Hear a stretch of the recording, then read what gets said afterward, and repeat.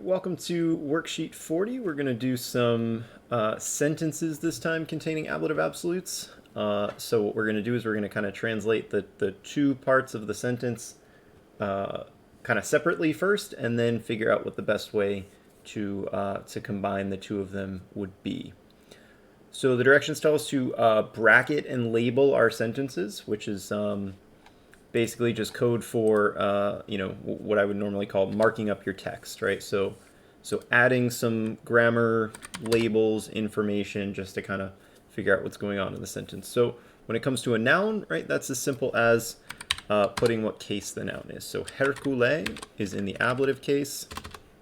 Oops. Hercule is in the ablative. Start of a sentence, ablative. We're thinking. Fratra, with the que on the end, is also ablative. And then dormientibus is a nice ablative participle. So there's our ablative absolute. Okay, so we're going to put some brackets around it. From Hercule to dormientibus. On the line that says ablative absolute, we're going to start just with that basic ablative absolute translation that we've been working on, with Hercules and his brother sleeping, right? Dormientibus is present active, so we say sleeping, ... always the ... And then we look at the main part of our sentence, duai serpentes, that is my subject, that's my nominative. Different endings because they're different declensions, but that's okay. Ayunona, she's in the ablative case. And then misai sunt is my verb. So we've got third plural, perfect, passive, right? The two-word verb form, the fourth PP plus sunt. So my main sentence here, duai serpentes misai sunt. 2 snakes were sent by Juno. So these are my two pieces of my sentence. With Hercules and his brother sleeping, 2 snakes were sent by Juno. The last thing we want to do, since we do have a main sentence, since we do have a main clause now, is figure out a better word than with to join these two. So remember, we have words like when, while, since, because, although, if it's one of those opposite relationships. So with Hercules and his brother sleeping, 2 snakes were sent by Juno. Best way is just try a couple of them out. When Hercules and his brother were sleeping, 2 snakes were sent by Juno. While Hercules and his brother were sleeping, 2 snakes were sent by Juno. Because Hercules and his brother were sleeping, 2 snakes were sent. I'm not sure if because or since are really going to be best here, because she didn't send them because they were sleeping. I think that's a little too strong. So I'm thinking, I'm going to make the executive decision here that while sounds pretty good, especially with that ing. While Hercules and his brother were sleeping, we have to add a little helper in there. Because once you change it to while, you can't just say while Hercules and his brother sleeping. You need to add the was or the were. While Hercules and his brother were sleeping, 2 snakes were sent by Juno. Right? And that is a completed translation of that sentence. My next one here, change that to 10. Duabus in the ablative, start of my sentence. Serpentibus, ablative, start of my sentence. And interfectis, ablative. So that's feeling like my ablative absolute. Start with an ablative, end with an ablative. Hey, Bia. Bia, what do you think? Duabus serpentibus interfectis. How are we going to translate that ablative absolute? Duabus serpentibus interfectis. We're just going to start with the with translation, the sort of very basic ablative absolute translation. The rest of the sentence, pretty simple. Hercules, he's my subject. Magnopera is an adverb. We'll talk about it in just a second. And then I have a very simple third singular verb here. With the two snakes having been killed. That would be your sort of stock translation, with the two snakes having been killed. So that's a good starting point. And then and by the way, having been killed, because it's perfect passive, interfectis, fourth principal part. Hercules magnopera ridebat. So rideo means to laugh. So Hercules was laughing. Magnopera is a lot, or greatly, but I don't know that we would say in English he was laughing greatly. He was greatly laughing. He was laughing a lot. Hercules was laughing a lot. Now the last step, we go back and we say, what's a better connection between these two than with? With the two snakes having been killed, Hercules was laughing a lot. We have our words to choose from. We have when. We can't use while here because it's not ing. Because, since, after, although, right? And if you know the story, Hercules is the one who kills the snake. So I don't think although is really the best one here. I like after. Yep.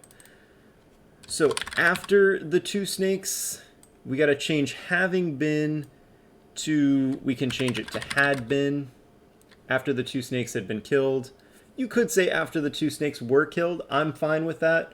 Some other teachers who are a little bit stricter on their grammar might take umbrage with that. So I'm going to go with had been on the slide here, but were killed is also fine. After the two snakes were killed, Hercules was laughing a lot. This is the one thing Disney gets right, is in the Disney version, you get the two little snakes and he like beats the crap out of them and he's laughing the whole time. Our next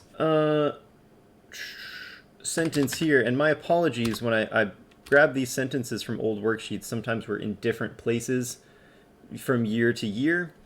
So we haven't talked about words like potentior yet. We're going to get to those pretty early term 4. So just kind of go with me on this one. Ioa is in the ablative case, and patra is in the ablative case, right? Hercules is nominative.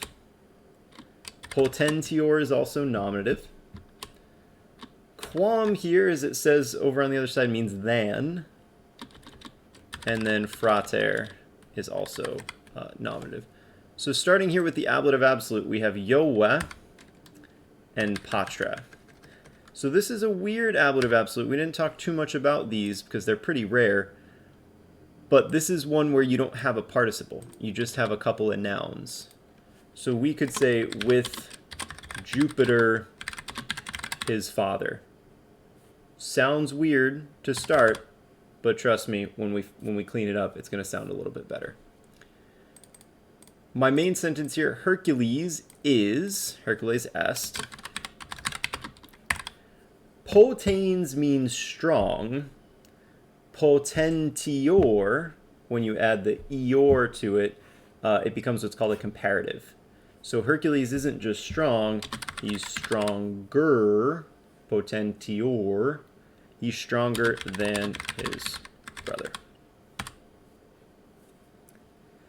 With Jupiter, his father, Hercules is stronger than his brother. He's more powerful than his brother. So this is a situation where we really want to change that word with, because it's not really working just leaving it at with. So think about how these two ideas are connected. What can I change with to make it a little bit smoother in English? What's really the connection between Jupiter being his father and Hercules being stronger than his brother? And I think probably the best word here would be something like since or because. Since Jupiter is his father, Hercules is stronger than his brother, right? So Hercules has a twin. We've talked about this when we read about the story of Alcmena. His twin, however, is not his whole twin. It's his half-twin. Same mother, different fathers. So Hercules is the product of Jupiter visiting Alcmena, whereas his brother is Alcmena's husband's child. So twins from different fathers. I guess biologically not impossible, but a little bit rare, let's say. Number 4, omnibus. We talked about omnes means everybody. So omnibus here in the ablative, bellum in the accusative, cupientibus in the ablative, right?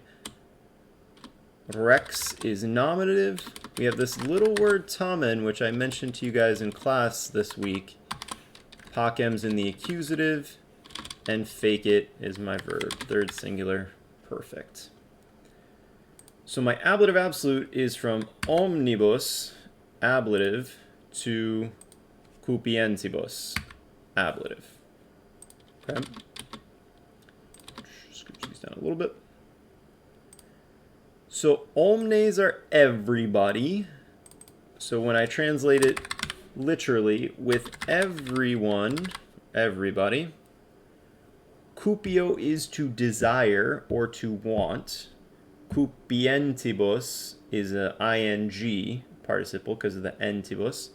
With everyone wanting war, everyone desiring war, dot, dot, dot. Rex tamen. That word tamen means still. And when you see that word still, that's going to kind of trigger something in you for the first part. The king didn't just make peace. It doesn't just say the king made peace. It says the king still made peace. So everybody wants war, but the king made peace, right? Or he ended the war, we could say. The relationship between these two, everybody wants war, the king makes peace. They don't seem to go together very well. So this is the perfect situation for our although translation. So we could say, although everyone was wanting war, although everybody wanted war, even though everyone wanted war, the king still made peace. So when you have that word tamen, that's kind of a sign to go back and try the although translation and see how that sounds. All right, a couple more here, and then it's just participle charts, right? Oh yeah, and a synopsis. Some boxy stuff. Anco marcio regente. You start to kind of hear the way these things sound when it's an ablative absolute. It's just, you hear a bunch of ablatives at the beginning. Anco marcio is in the ablative case, and regente is in the ablative case, right? Herbs is nominative. Once you hit a nominative, you know ablative absolute's got to be over, right? Because now we're getting into the main part of the sentence. So my ablative absolute here is anco marcio regente. Auto-corrected on me. Anco marcio regente with ancus marcius, we're going to say ruling, because regente is an ing participle. Regens regentis. So while, I don't want to give it away. With ancus marcius ruling, let's leave it at that. Urbs Ostia, the city Ostia, in ora, literal translation, in ora is in the mouth. But right next to it is the genitive Tiberis, so in the mouth of the Tiber being the river that flows through Rome. Condita est, so we have another perfect passive, third singular perfect passive, another two-word verb form. So with ancus marcius ruling, anco marcio regente, urbs Ostia, the city Ostia.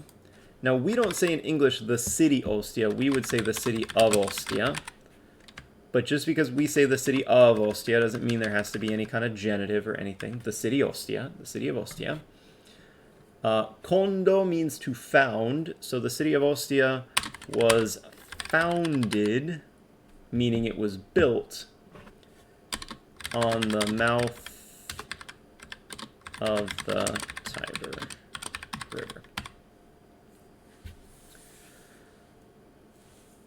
Now, when you are talking about the mouth of a river, you're talking about wherever that river opens up into a larger body of water. So for Ostia, for Rome, for this region, the Tiber River flows down, heads out to the Mediterranean Sea. So where it opens at the Mediterranean, they built this city called Ostia. And the city Ostia, the word Ostia means mouth. So it's this little city on the mouth of the river. And it was a port. It would be where you would get yourself ready to go on a larger trip across the Mediterranean. Last thing, we want to change that word with. With Ancus Marcius ruling, when Ancus Marcius was ruling, while Ancus Marcius was ruling. I don't think since or because are going to work here, and I don't think although. So I think with the ing, like while. While Ancus Marcius, and then we got to add in a was. While Ancus Marcius was ruling, the city of Ostia was founded on the mouth of the Tiber.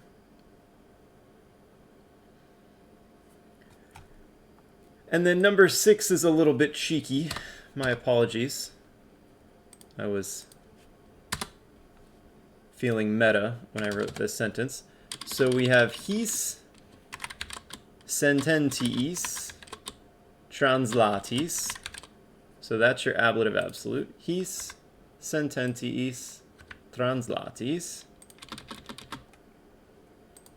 Then we get into the main part of our sentence. Discipuli ablativos absolutos. I think you can figure out what ablativos absolutos are. Optime means like very well, very good. Legere, the infinitive, and then possunt, third plural, present. So we translate our ablative absolute using the with translation, just plug and chug. With these sentences having been translated, we use the having been translation because it is perfect passive, translatis, that's the fourth principal part. Then we get to our main sentence. The students, discipuli, got to go all the way to the end here to get our verb, possunt. The students are able, whenever we're able to do something. So in this case, they're able to read ablative absolutes. Optime. Very well. So with these sentences having been translated, the students can read ablative absolutes. Maybe after these sentences have been translated. Maybe even because, since. After is kind of a happy medium. The students are able to, does it want me to change it to can? Yeah, it wants me to change it to can, but I'm not going to. We're going to leave it as are able to.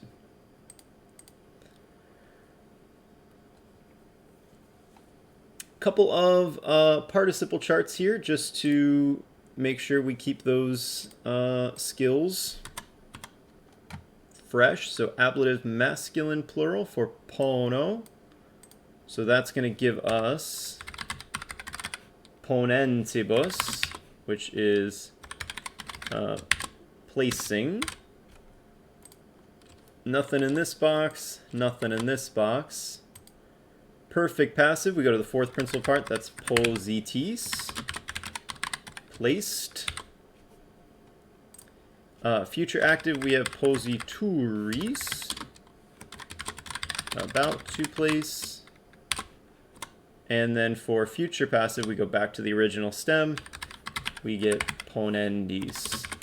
Must be placed.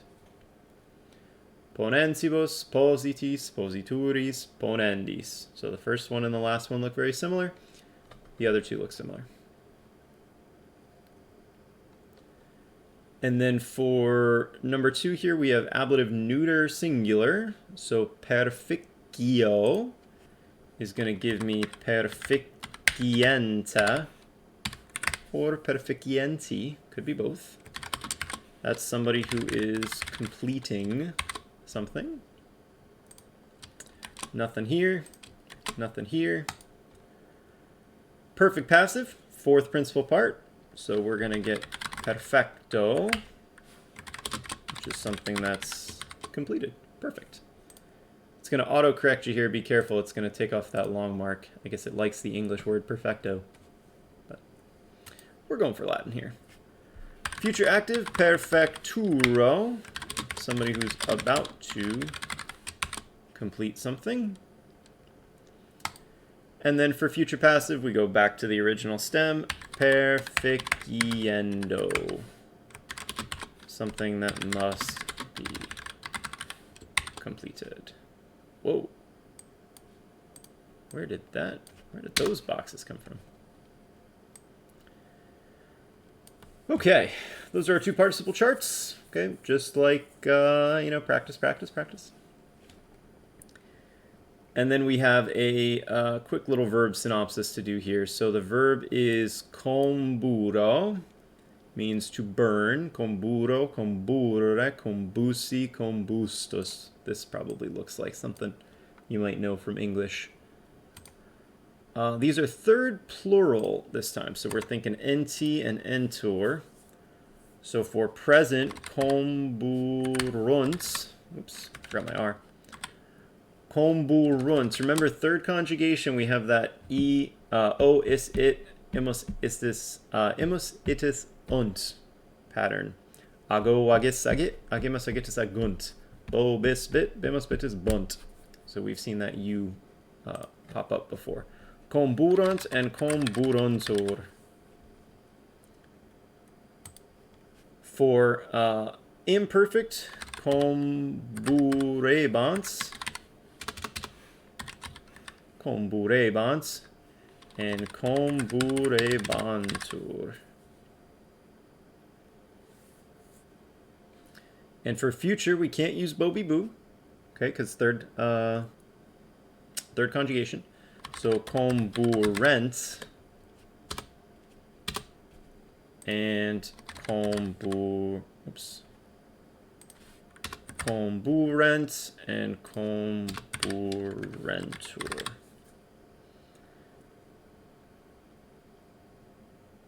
Perfect active, we use the third principal part, which is combusi. So combuserunt, combuserant, and combuserint. That's our erunt, erant, erint form. And then over here, for perfect passive, we use the fourth principal part, combustus, but we're going to make it plural and neuter. So combustus becomes combusta sunt, combusta erans, combusta erunts. Third plural is a tricky one. It's a really, really tricky one. And our last couple of forms here, our commands. If you wanted to tell somebody combura or comburita, that's how you would tell somebody to burn something. I don't recommend using those. Oh my god, the participle chart. Oh, it got bumped. I was like, what happened? We lost a box, but it got bumped to the next page. So let's see if I can bump it back up.